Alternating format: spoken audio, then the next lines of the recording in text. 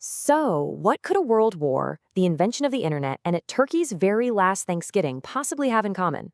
Well, it turns out they're all what Nassim Nicholas Taleb calls black swans. And today, we're going to break down his incredible book and figure out why these totally unpredictable events pretty much rule our world. Okay, let's just jump right into the core mystery that Taleb throws at us. Why is it that the biggest, most world-altering events, the ones that truly define history and shape our lives, are just completely and utterly impossible to predict? To really get our heads around this, let's look at the story of two very different heroes.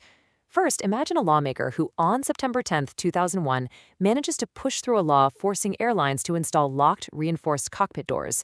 A massive disaster is prevented, so what's his reward? Absolutely nothing. In fact, he probably just gets complaints about how much it costs. He's the silent, invisible hero. Now, on the other hand, you have the chairman of the stock exchange ringing the opening bell on TV after 9/11. He's celebrated everywhere, called a hero, and gets a massive bonus. See the problem? We praise the visible reaction, but we completely ignore the invisible prevention. This is what Taleb calls silent evidence. We never see the disasters that didn't happen. Now, this blindness to the things that don't happen points to a really deep flaw in how we think. And to show this in action, Taleb uses the famous story of a turkey. Let's take a peek at its diary. Day 1. A friendly human is feeding me. Life is looking pretty good. Fast forward to day 999. After almost 1,000 straight days of getting free food and kind treatment, our turkey's confidence is through the roof. Every single piece of evidence, 1,000 data points, confirms his theory. Humans are wonderful, benevolent creatures. The past, to him, seems like a perfect map for the future. And then, day 1,000 arrives. It's the Wednesday before Thanksgiving.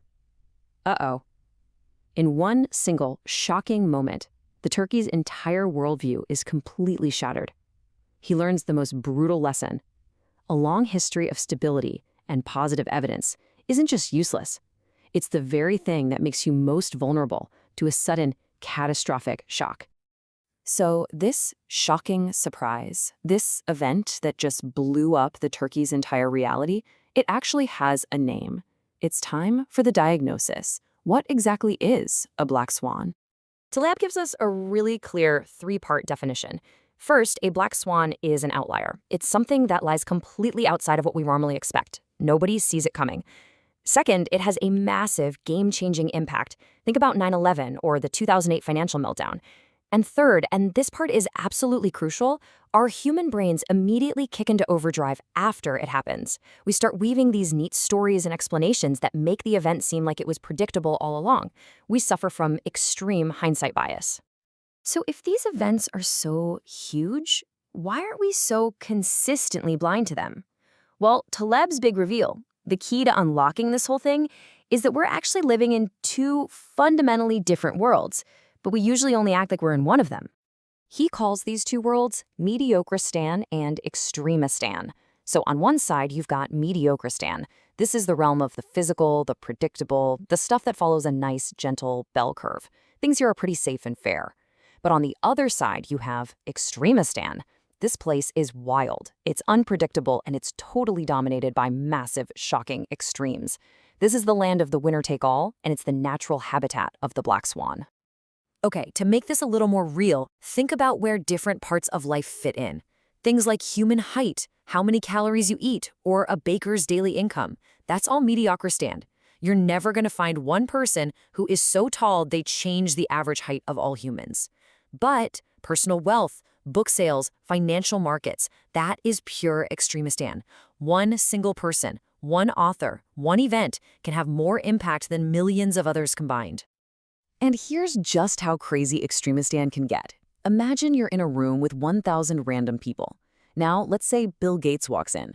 All of a sudden, he alone represents 99.9% of the total wealth in that room. The other 999 people are now just a rounding error. That's the power of extremistan. One single data point can make all the others almost completely irrelevant.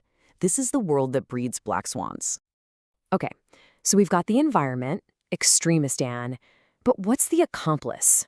What's the culprit hiding inside our own skulls? Well, it's our storytelling brain. We are addicted to narratives. Let's try a quick mental test. I'm going to show you a sequence of numbers. 2, 4, 6. All right, now what's the rule that created that sequence? And more importantly, how would you go about testing your theory? Just take a second and think about it. I'm willing to bet that most of you immediately thought the rule was something like adding to or increasing even numbers. And so you'd test it by saying, okay, how about 8, 10, 12? And I'd say, yep, that fits the rule. And you'd feel pretty confident you nailed it. But there's the trap. You looked for evidence to confirm your idea. You never tried to prove it wrong. What if you had tested 3, 5, 9? I would have said yes to that too. The real rule was just any ascending numbers. We are hardwired to look for confirmation, not for evidence that might prove us wrong. And this craving for a neat story leads us into another huge mental trap, what Taleb calls the narrative fallacy. Just look at these two statements. Which one seems more plausible? A, Joey killed his wife, or B, Joey killed his wife to get her inheritance. Almost everyone picks B, right? Because the story, the why, makes it feel more real, more believable. But just think about it logically for a second. For B to be true, A has to be true. But A could be true for a million other reasons. That means statement A is, by definition, more probable.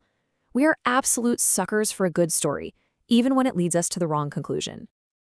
Okay, so we're biased, storytelling creatures living in a wild, unpredictable world. That sounds pretty bleak, doesn't it? So what's the takeaway? I mean, how are we supposed to live with this level of uncertainty? Well, Taleb's advice isn't about trying to predict the next Black Swan. That's a fool's game. It's about being prepared. So first, aim to be robust, not predictive. Build a life or a business that can take a hit. That means things like avoiding heavy debt and having cash reserves. Second, you have to de-narrate. That means you've got to tune out the constant noise from news and experts who pretend they can explain why everything happens. It's just storytelling. Third, and this is fun, try to maximize your exposure to positive Black Swans. Go to parties, try new things, meet weird people. You can't predict good luck, but you can definitely put yourself in its path. And finally, always remember, the map is not the territory. Our models of reality are just that, simplified models. They are not reality itself. Look, at the end of the day, we're never going to eliminate Black Swans, but we can change how we relate to uncertainty. It's about building a life that is tough enough to survive the negative shocks and open enough to catch the positive ones. And this whole philosophy is just perfectly captured in a piece of advice Taleb once got: I don't run for trains. Don't stress yourself out trying to optimize every little predictable thing. Instead, save your energy and focus on being ready for the big, unpredictable events that truly shape your life. Because in the end, those are the only ones that really matter.